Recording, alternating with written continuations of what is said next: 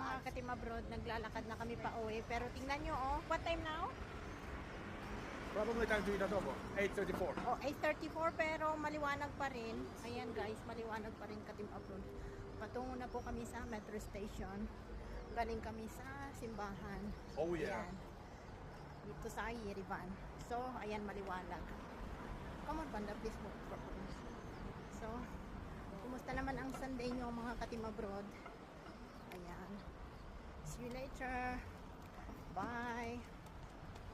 Pero dahil 8 o'clock na ng gabi, nung pauwi kami galing simbahan, dumaan kami sa Little Valley. Ayan, nagutom kami. Tingnan nyo si Kuya GJ. Talagang ganyan siya maglagay ng chili. Ayan, si Panda nag-order ng chicken dito po sa Little Valley. Okay. Si Kuya GJ, grabe kumain ng manghang yan. Nung tumira kami sa Pinas ng almost 3 years, grabe yung pagkain niya ng manghang. Ayan sa akin yung tom yum soup. Kailangan po natin ng soup, of course.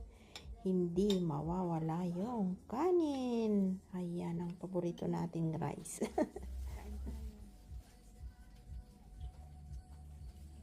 God bless mga ka-team abroad. See you later.